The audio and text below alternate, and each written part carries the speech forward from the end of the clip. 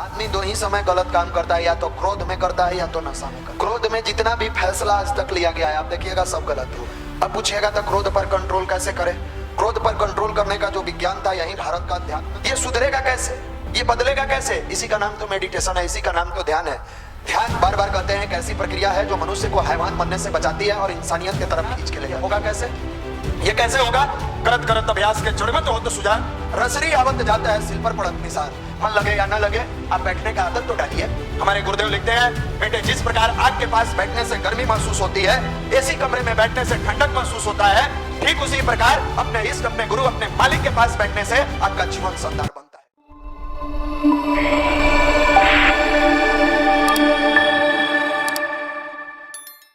आदमी दो ही समय गलत काम करता है, या तो क्रोध में करता है या तो नशा में करता है। क्रोध जब क्लाइमैक्स पर जाता है उस समय भी मनुष्य अपना आपा खो देता है। उस समय भी उसके अंदर, मनुष्य के अंदर हैवान समा जाता है, इंसान नहीं रह जाता है। क्रोध में जितना भी फैसला आज तक लिया गया है आप देखिएगा सब गलत होगा। अब पूछिएगा तो क्रोध पर कंट्रोल कैसे करें? क्रोध पर कंट्रोल करने का जो विज्ञान था यही भारत का अध्यात्म था और यही 9 दिन का अनुष्ठान था।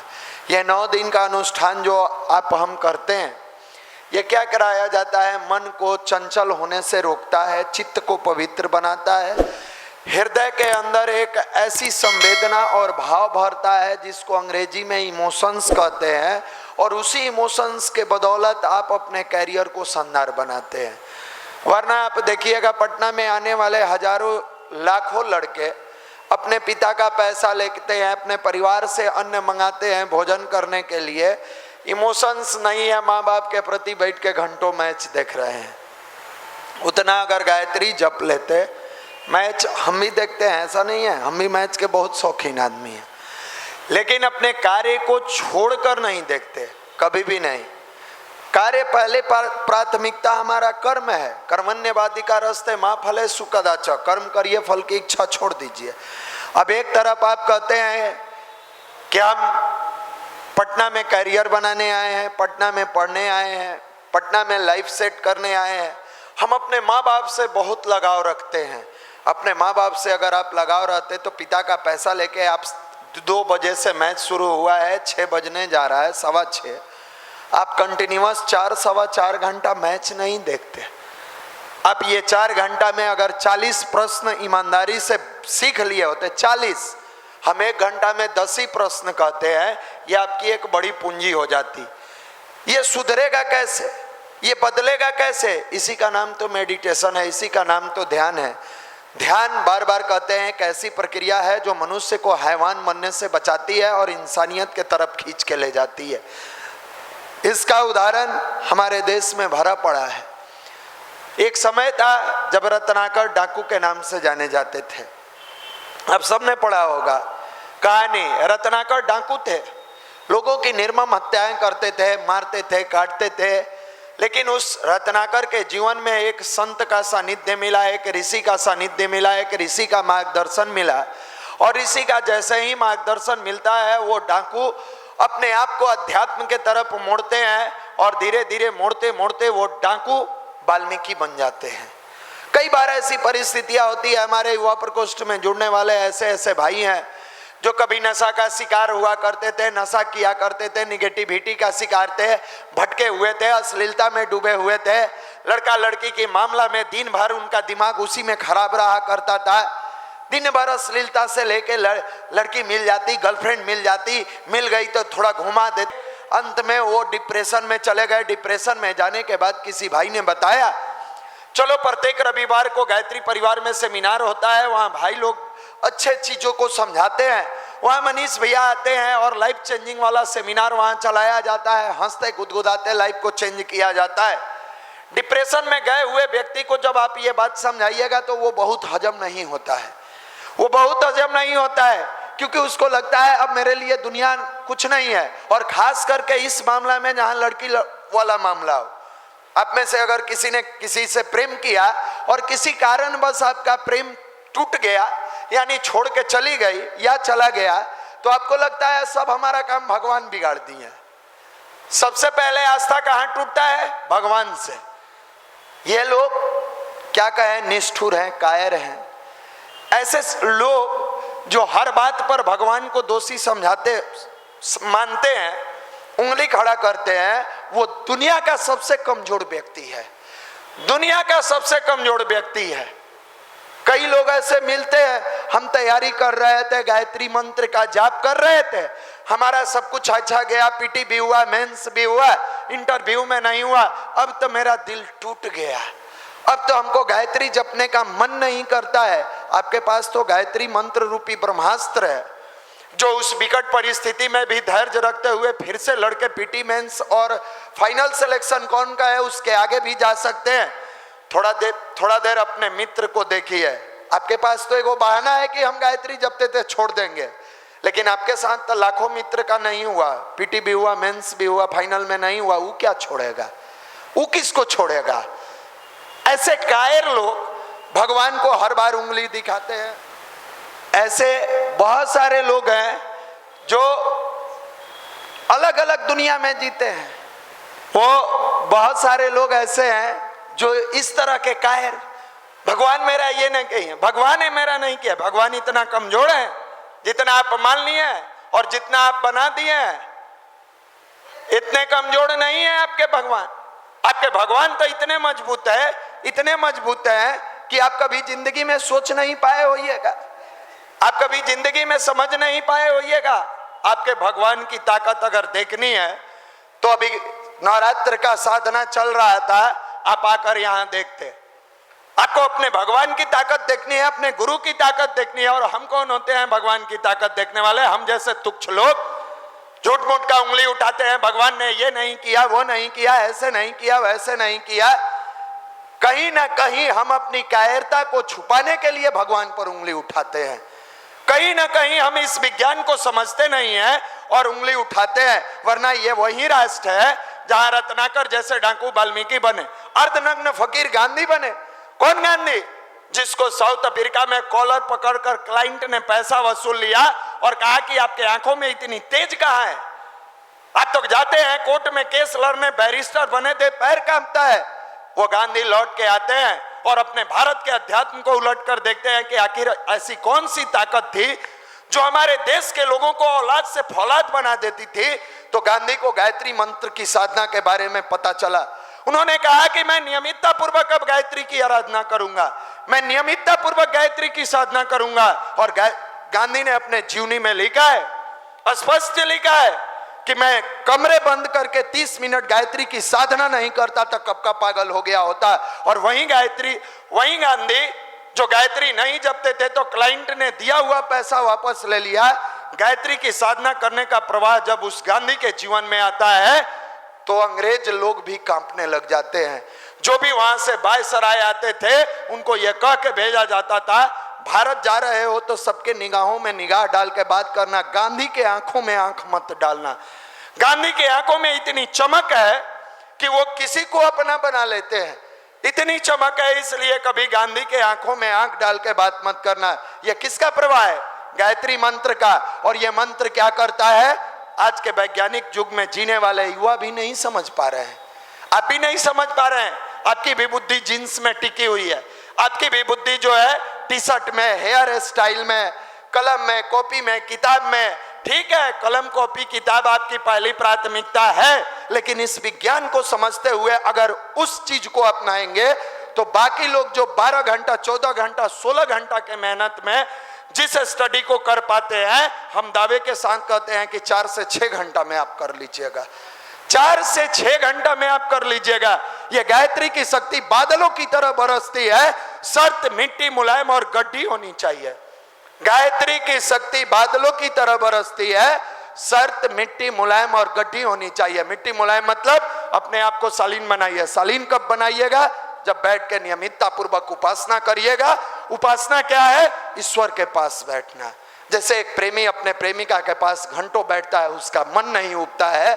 जब आप गुरु के गोद में बैठिएगा घंटों और लगे कि प्यार बढ़ता जा रहा है, समझिएगा आपका उपासना साधना में कन्वर्ट हो गया। क्योंकि यह उपासना मतलब ईश्वर के पास बैठना और साधना मतलब अपने आप को साधना, अपनी बुराइयों को दूर करना, अपने विचारों को पवित्र बनाना।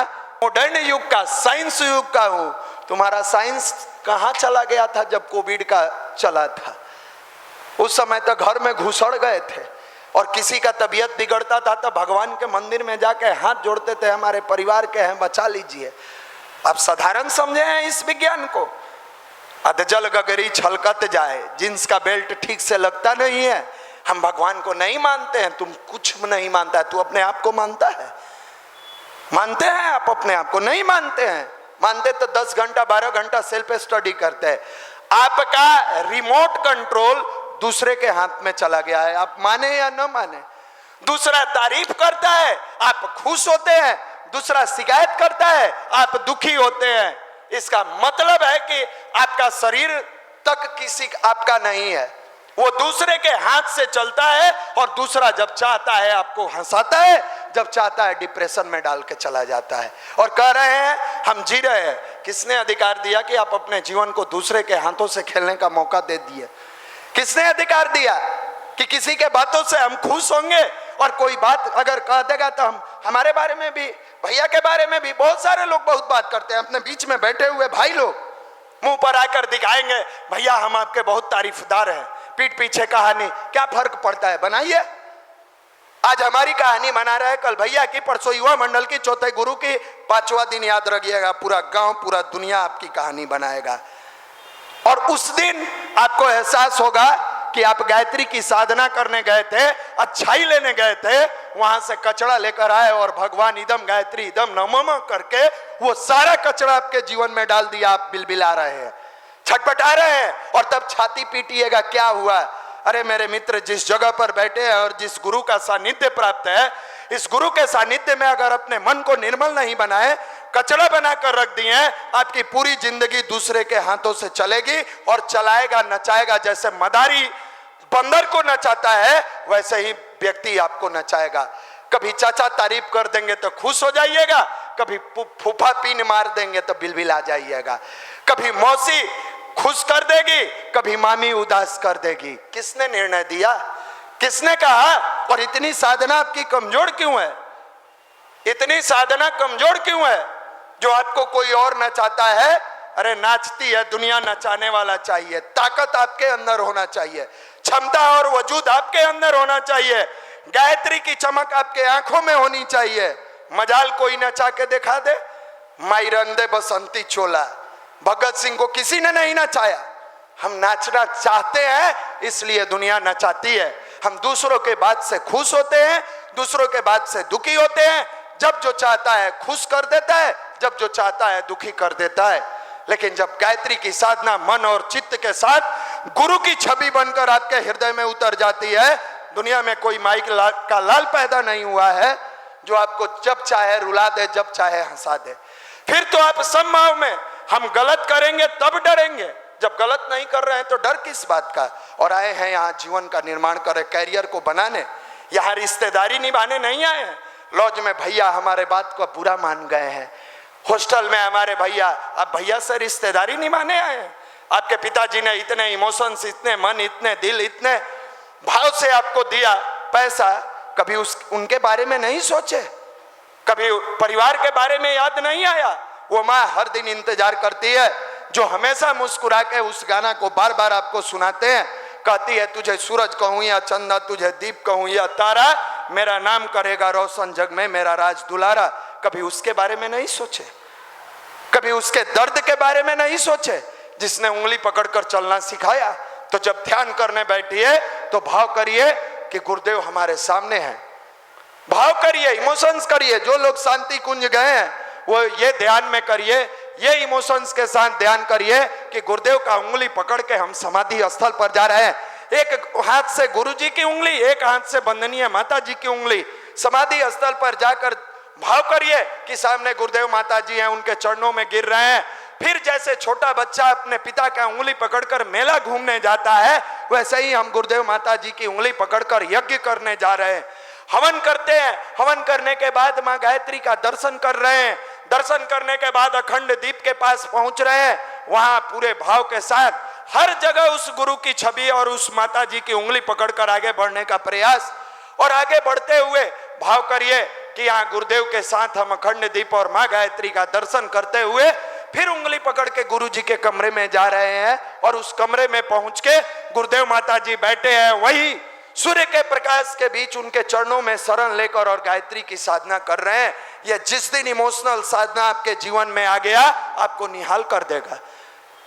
और गायत्री की साधना करने वाला कभी फटेहाल स्थिति में नहीं रहता है, कभी नहीं रहता है। संघर्ष आएगा लेकिन उससे टकरा कर चला जाएगा। गायत्री की साधना करने वाला हमेशा निहाल होकर जीता है।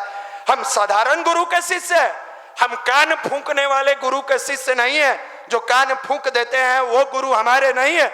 हमारे गुरु के पास इतना तप की शक्ति है, इतना सामर्थ्य है कि ये प्राण फूंकते हैं, कान नहीं फूंकते हैं। और इनसे जो भी जुड़ा आज उनका जीवन बदलता चला गया।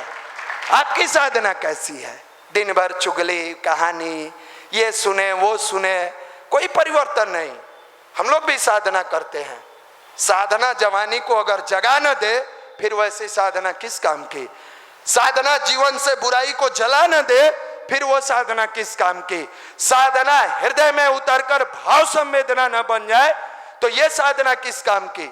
साधना हमारे अंदर की सोई हुई क्षमता को जगा न दे, फिर वो साधना किस काम की? और वो तब होगा जब हृदय को पवित्र बनाकर आप चित्त को शांत करके अपने मालिक की छवि का नहीं, मालिक का ध्यान। केवल छवि ये नहीं है। जिस दिन भाव में डूब के और भाव में ये देखिएगा हर क्षण हमारे गुरुदेव हमारे साथ है। तो एक पुराने फिल्म का गाना है, तेरा साथ है तो मुझे क्या कमी है, अंधेरों में भी मिल रही रोशनी है। जब ये भाव आएगा अपने आप साधना में आपके आंखों से आंसू गिरने लग जाएगा। फिर आपके जुबान पर कभी किसी के लिए बुराई नहीं आएगा, कभी किसी के लिए आप दूसरा क्या करता है वो जाने, लेकिन आप अपने जीवन को शानदार बना लीजिएगा, आप अपने कैरियर को शानदार बना लीजिएगा, आप अपने आप को शानदार बना लीजिएगा। और मेरे मित्र, ये 9 दिन की नवरात्रि की साधना में जो सब भाई लोग शामिल हुए हैं, हम कहेंगे कि इस ऊर्जा को सकारात्मक सोच के साथ लगाने का प्रयास कीजिए और रत्नाकर से वाल्मीकि वाले रास्ते पर चलिए। रत्नाकर से वाल्मीकि वाले, अंगुलीमाल से बुद्धम शरणम गच्छामि वाला रास्ते पर जाइए। उस रास्ते को जब अपनाकर आप आगे बढ़ेंगे, आपका कैरियर शानदार बन जाएगा। आप साधारण जगह पर नहीं बैठते हैं। मानवीय बुद्धि जो है हमेशा हर चीज को अपने स्तर से देखती है, लेकिन जब इस बुद्धि को अध्यात्म से जोड़ा जाता है तब उस समझ में आता है कि हम जहां बैठते थे यहां से कई हजार लड़कों का जीवन बदला, कई हजार लड़के बुरे रास्ते पर चलने वाले अच्छे रास्ते पर चलने लगे, कई हजार लड़के जिनके जीवन में आलस था, प्रमाद था, निगेटिविटी थी, नशा था, बुराइयां थी, छोड़ते चले गए।